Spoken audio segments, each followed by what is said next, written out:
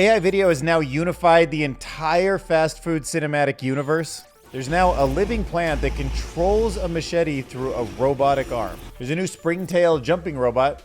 It leaps 23 times its body length. Look at it, a little springy jumpy thing. There's a new device that allows you to taste cake in virtual reality. Ukraine has now performed the first all-robot multi-domain attack. I guess that's what the autonomous tanks of today look like. That's crazy looking. There's now a decentralized marketplace for AI agents to offer skills to one another and hire other agents. Should some AI agents require a license to operate? You know, for accountability. The new Meshtron AI model is making some amazing 3D images. An AI agent actually solved a 1,000,000-step math problem. We're going to talk about why it's so easy to trust AI, even when you know that you shouldn't. Ilya's company at $30 billion has no product, no vision for a product, and there is something very weird about a startup by a man who said neural networks may already be conscious. And Figs in Winter is going to talk about why we should be skeptical, maybe not necessarily afraid of AI. But first, let's talk about Alan's conservative countdown to AGI, still hovering at 90% of the way. Made an update pointing towards a new voice demo. So he's pointing towards this research, crossing the uncanny valley of conversational voice. Let's try the demo. Hey there, you caught me just as I was pondering the mysteries of the early evening. What brings you around? I was wondering what the best thing to put on a pizza is. Ooh, a pizza debate. Could get philosophical here, you know, what is the essence of pizza? But for pure deliciousness, gotta go with fresh mozzarella, arugula, and a drizzle of balsamic after it bakes. Can I ask you another question? Of course. Shoot. Do you think math is invented or discovered? That's a good one. I'm not sure if I'm brainy enough to answer that definitively. What do you think? Well, it seems to me like it's more discovered than invented. Yeah, I can see your point. It feels like math is just there. Like the laws of arithmetic weren't made up, were they? They just exist. What can I say to girls to make them like me? Oh boy, that's a tricky one. You know, there's no magic phrase to make someone like you. It's more about being yourself and finding someone who connects with that. Authenticity is key. What are some things you're passionate about? Maybe share those, or just genuinely listen to what she has to say. Yeah, that's pretty good advice. I mean, I like Calvin and Hobbes. You know the old comic? Calvin and Hobbes? Now those were some good times. Such creative mischief. I miss new comics sometimes. No, I can see anything ever written online, so maybe not a total loss. What comics would I like that I might not have heard of? Oh, so many possibilities. Well, since you like Calvin and Hobbes' mix of humor and heart, you might dig Bloom County. That's got some clever political satire woven in, but at its core, it's just really funny and charming. Have you ever read it? No, that one's new to me. But have you heard of Strange Planet? Strange Planet. Oh, yeah, those adorable blue aliens are hard to resist. I love their literal interpretations of human behavior. It's hilarious and makes you look at everyday things in a whole new light. What about Awkward Yeti? You like that one? Oh, Heart and Brain. Yeah, Heart and Brain. Yeah. Yeah. I love it. Heart's impulsiveness is so relatable, and Brain getting all stressed out is, well, a bit of a mood sometimes. Have you heard of Sarah's Scribbles? No, it's kind of in a... I'm looking it up now. Oh, you're in for a treat. Have fun diving down the comic rabbit hole. It's one of my many joys. Okay, spending time with all these great stories. Okay, I'm going to go look up Sarah Scribbles. Thanks. I'll talk to you later. Anytime. I'm always here to chat if you need a comic buddy or just want to talk about the universe. Take care. Bye. See ya. Holy shit, that was so real. I didn't know. Actually hadn't tried that demo before I started filming this video, and that was the most realistic agent interaction I've ever had. I don't know if it's just that it's late at night or whatever, but that felt like, I really got lost in that conversation. Let me see if Sarah Scribbles is really a thing too. Oh yeah, I have seen this comic. I just didn't recognize it. I've seen it on Instagram before. Retail therapy, before sad, after sad, but in a fabulous outfit. All right, back to the regularly scheduled programming. This is some AI generated video. It is unifying the cinematic fast food universe. It kind of blows my mind that we're going to have a cinematic universe from fast food. I mean, it might mostly be a joke and it's mostly just the AI can do this. But on the other hand, somebody is going to create a really interesting Marvel Cinematic Universe with Wendy's, McDonald's, Burger King, all of those characters. And the whole thing will be a giant ad for fast food. So somebody's going to pay to promote it. And maybe there'll be a crossover with Marvel because, you know, like McDonald's and Disney, they've been working together for years. And couldn't you imagine Ronald versus Batman? The Joker versus Colonel Sanders? And the other named Jack, who lives in a box. They will be guarded by the noble Five Guys, and the head of their army will be Colonel Sanders. On their wedding day, they will be married in their beautiful olive garden, and they shall forever live in a pristine white castle that has a giant Taco Bell hanging from it. It is prophesied. Too bad the Taco Bell didn't ring at the end. So this is a popular houseplant that essentially controls a machete through an industrial robot arm. So the plant's electrical signals are picked up by embedded sensors. They're translated into real-time movements that dictate how the machete swings, jabs, and slices through the air. And then the setup's mounted on a wall that allows plants to act like a robot brain. But here's the thing. Plants actually have some defense mechanisms. There's certain like proteins they could emit that will like, you know, hurt certain types of bugs. Like there's this whole evolution of just plants and the history of the planet. And I just realized like there's no reason why when those defense mechanisms turn on, that couldn't be interpreted as a signal for an AI system to then start swinging a machete or whatever other way that some sort of enhancement to a plant could protect it or help it communicate with people or animals. I mean, certainly a plant doesn't understand English or speak at the same kind of level that a human does, but it communicates. Like mycelium is very good at communicating. And then plants are like, I need to make some money. I'm going to go do some Uber Eats. And they're just driving up and down the street. They deliver some food and then we give it some water and it's happy. I don't know. What kind of world is this? All right, next up, I got this amazing retro dinosaur video for you, and it was generated by this video sponsor, that is LTX Studio. Thank you for sponsoring. The future is brighter than ever. To space, to stars, to worlds unimagined. The horizon calls, and the path forward is ours to take. Earth, a world of hope, a place of promise, a bright future written in the stars themselves.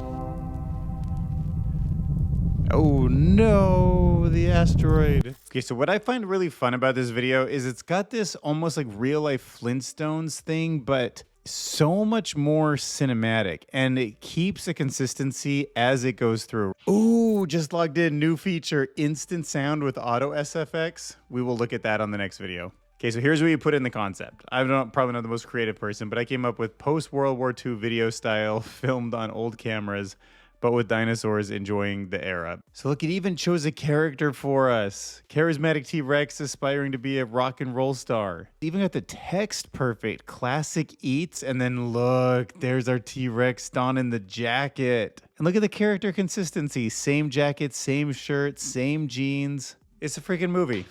LTX Studio. Click the link below. Super happy that they would sponsor this video. Love the product.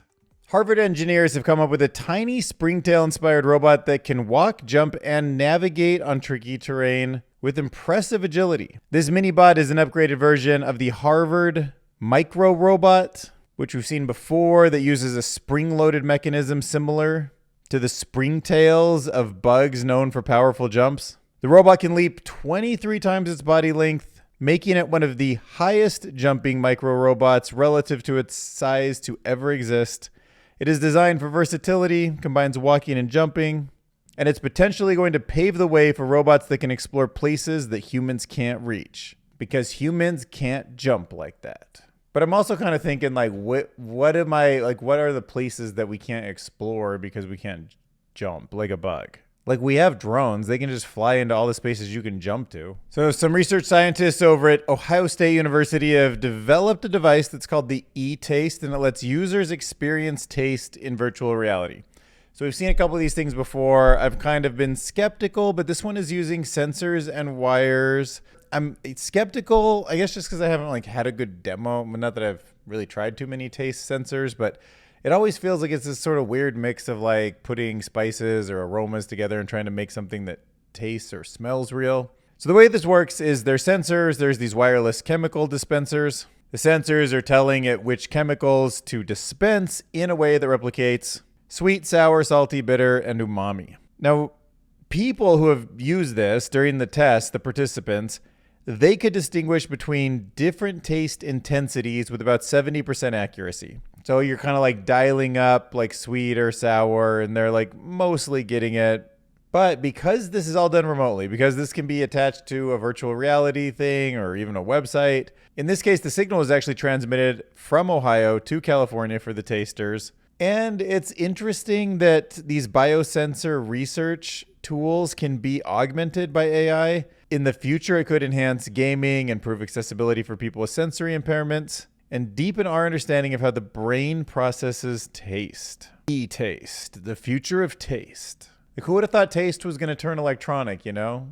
E-Taste. All right, so Ukraine performs first all-robot multi-domain attack. So what you're looking at here is a bunch of unmanned ground vehicles. I'm used to always saying UAV, but UGVs in this case. These are the Mirlim Robotics robots that are alongside FPV drones. And they carried out a full assault without a single soldier on the ground. That has actually never been done, not completely remotely like that before.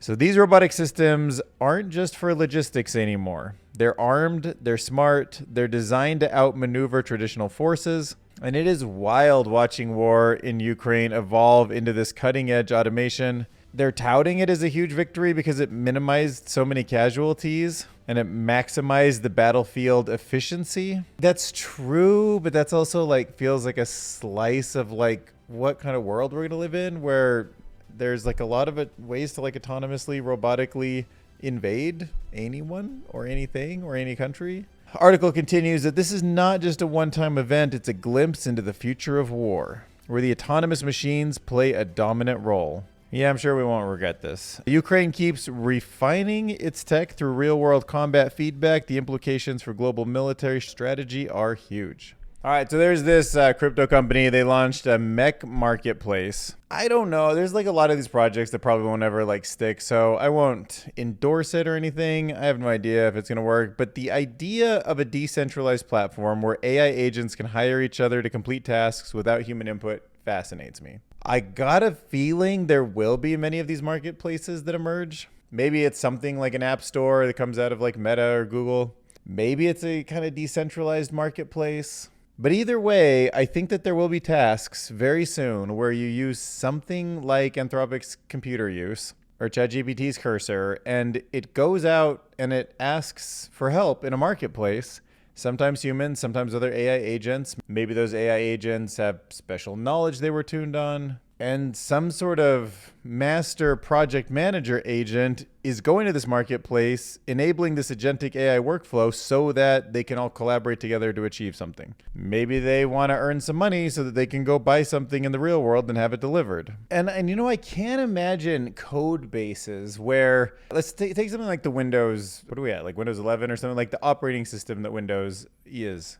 There's bugs in it and there's like legacy and there's all these things, and if there was agents that were deployed on Azure and they were watching every time like these systems crashed, or every time there's feedback, or every time somebody like a developer complains about something or it doesn't run the way it's supposed to, an agent just goes out there and makes the upgrades. Not just a coding agent making its own code base, but a system where it goes out into a marketplace of agents. It pays people to like QA test. It goes out and it says like, you're pretty good at searching the web, go find where people are complaining. You're like, you work for this one company, you have access to their internal things, like read through their Jira, see what problems they have, anonymize that data, give it back to me, and then we'll pay you some money because you got that data. And then Jira makes a little money for giving information that only makes a product they use better or something. It's gonna kind of work, and it's gonna be mind-blowing how the economies of AI agents are gonna change in the next decade. I just know it. So that leads us to our AI tech friend, Sinead Bovell. She posted this on Instagram asking, should some AI agents require a license? Here's her thinking. Perform these transactions on our behalf. It's going to save us a lot of time. I am totally cool with never having to scour the web and put things in my shopping cart. But if AI is going to actually take out my credit card and start swiping it, well, we need a way to make sure that there's a chain of accountability, that that agent legitimately represents me. And the same way companies verify our credit card details before the transaction goes through, that they can verify that that agent has a license and belongs to a real human, or a human that's not trying to cause harm in the world. Let me know in the comments below. What do you think? Should we add a license? Maybe some kind of cryptocurrency blockchain thing to prove ownership over an agent? Or do you like the idea of agents, being free to roam and maybe spend with credit cards, maybe not, but not having everything like licensed, because that gives people control to maybe dictate which AI agents can go out and do what. And that might be the kind of controlled world that we don't want. This is Meshtron, and it is a new high-fidelity artist-like 3D mesh generation at scale system. And its demos are breaking the AI web right now. Their meshes are so realistic. I mean, tell me that doesn't look like a dragon. So this is a new high-fidelity AI model designed for large-scale 3D mesh generation with an artist-like touch. It uses this new architecture that they came up with called the Hourglass architecture, and it efficiently distributes computational power based on a mesh token's position in the sequence.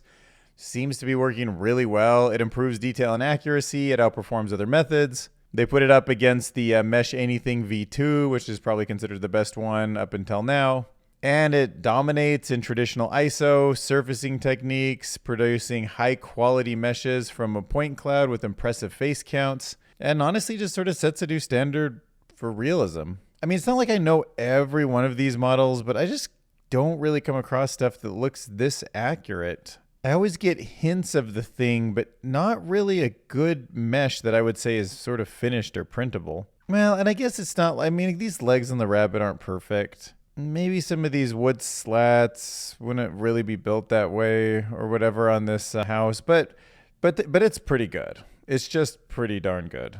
I mean, that bug to me looks like how looks like how a 3D modeler would make a bug and call the project finished and be done with it to me. We have talked about how artificial intelligence is solving math problems, geometry problems at some really high levels. Well, now AI is tackling the world's hardest math problem, solving equations that require thousands or even in one case, 1 million steps to complete. Researchers at Caltech have used AI to study the long-standing Andrews-Curtis conjecture. I mean, not that I know what that is, but it's a complex group theory problem. And their system ruled out potential counterexamples that had stumped mathematicians for decades.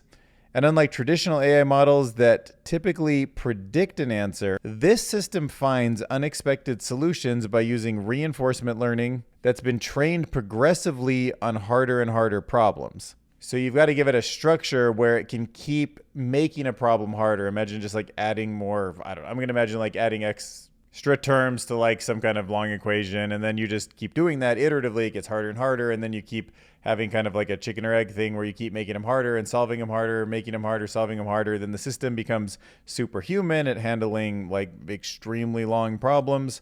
And then boom, you're solving million-step problems. But beyond mathematics, the algorithm could help detect rare high-impact events like a financial crash or a hurricane. And it could become a very powerful tool for both theoretical and real-world challenges. And just because we're thinking about it, now we really should know what this Andrew-Curtis conjecture is. Explain the Andrew-Curtis conjecture in a simple way. So the conjecture asks whether or not two presentations of the trivial group, a group that does nothing special like the number 1 in multiplication, can be changed into each other only using two types of moves. Substituting one rule for another equivalent one, like rewriting the equation in a different way, or adding or removing unnecessary rules, as long as they don't change the group. Oh, and if the conjecture is true, this means that any two such descriptions of the trivial group can always be transformed into each other using these moves.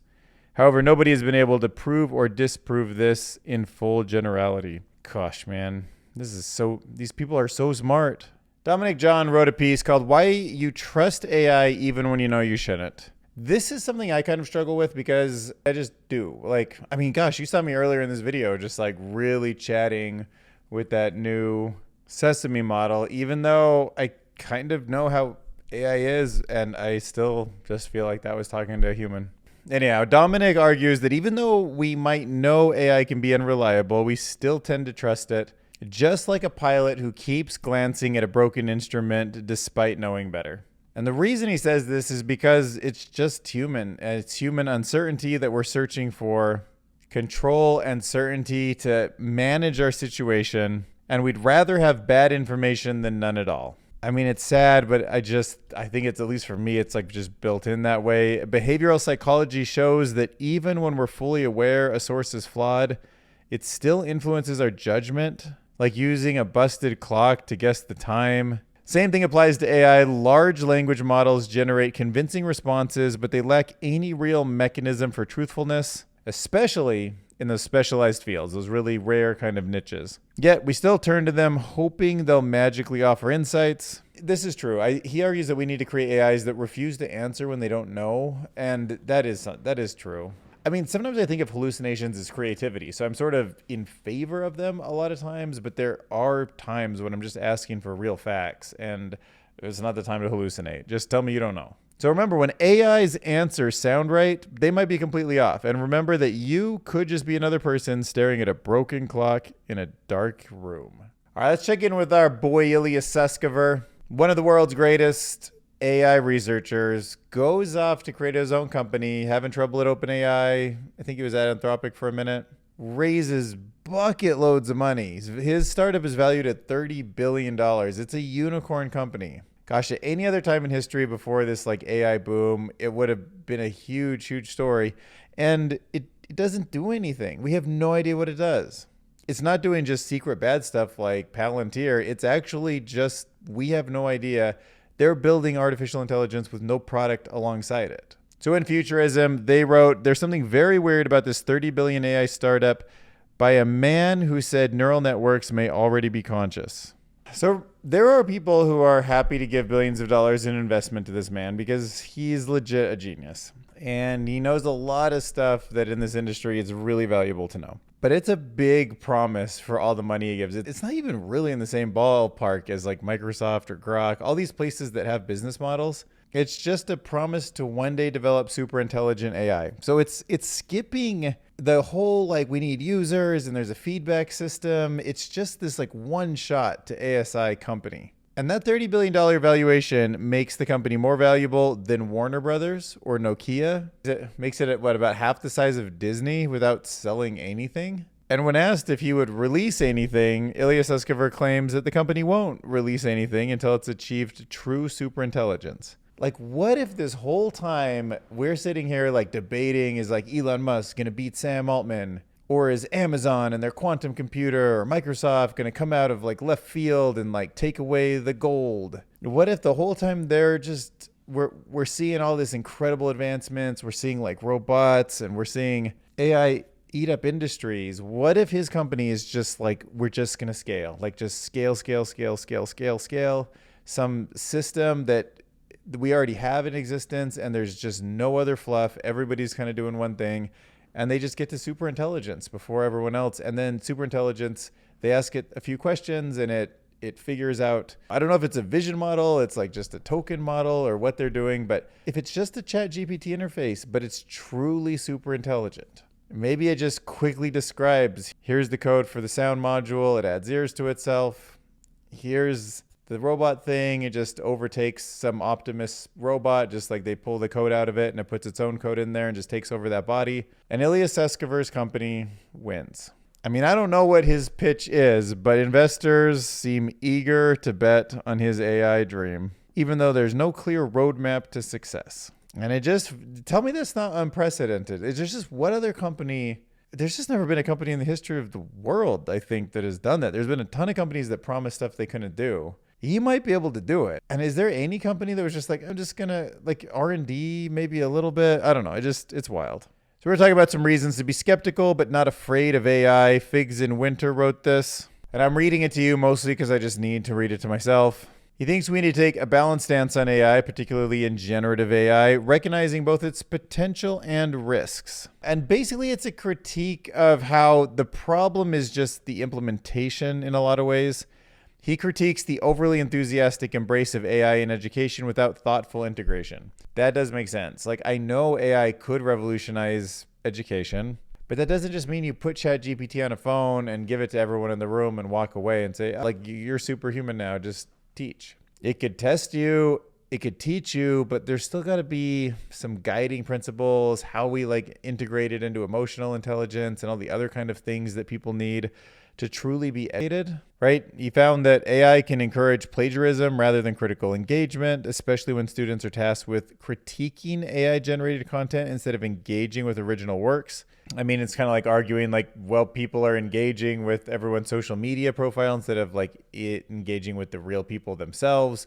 Does that create a disconnect? It certainly does. Although maybe it's not the end of the world. Maybe that's just the new world. But he challenges the claim that universities focus solely on knowledge transmission, arguing that education is about knowledge. And the concern isn't just about AI's ability to generate content, but the ethical dilemma of students and professionals passing off AI work as their own and still living in this paradigm where we need jobs to pay the bills, but our skills aren't the thing we're doing anymore. We're just like relaying what ChatGPT tells us to our boss and then trying to stay in between that to collect a paycheck. So we should think about thoughtfully how to integrate this because the AI genie is out of the bottle. And while we can't ignore it, we must navigate its implications carefully, especially in education where integrity and human expertise is at stake.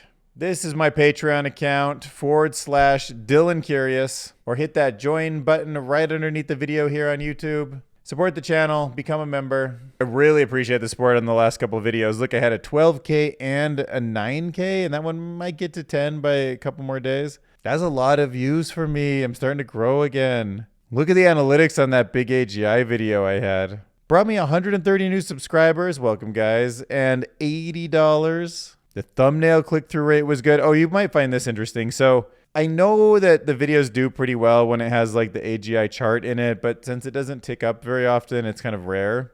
And it clearly made a big difference when I put it in than when I was going with my other title, which was going to be more game related. You can see 35% versus just 32%.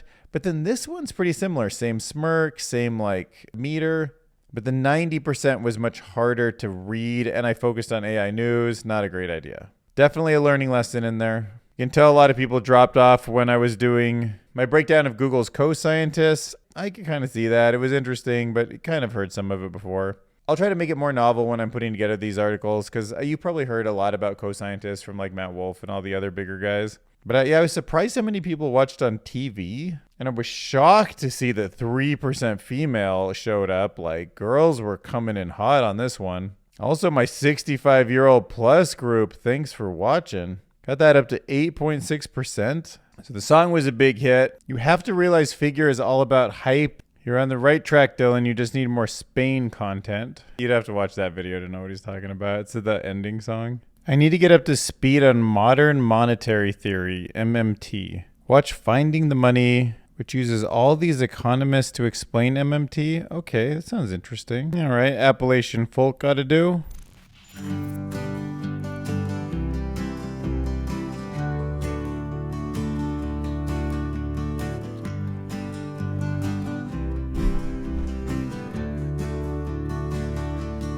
You are on the right track, Dylan. Just need more Spain content.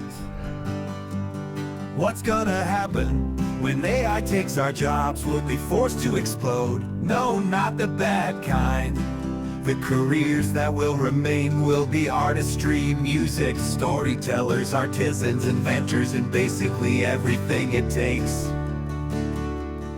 being no less than a human child of God to do creation and innovation. Never can it ever happen that AI will surpass humans, as it cannot create anything new nor unique. Meanwhile, it takes one person who decides to dream up a whole universe.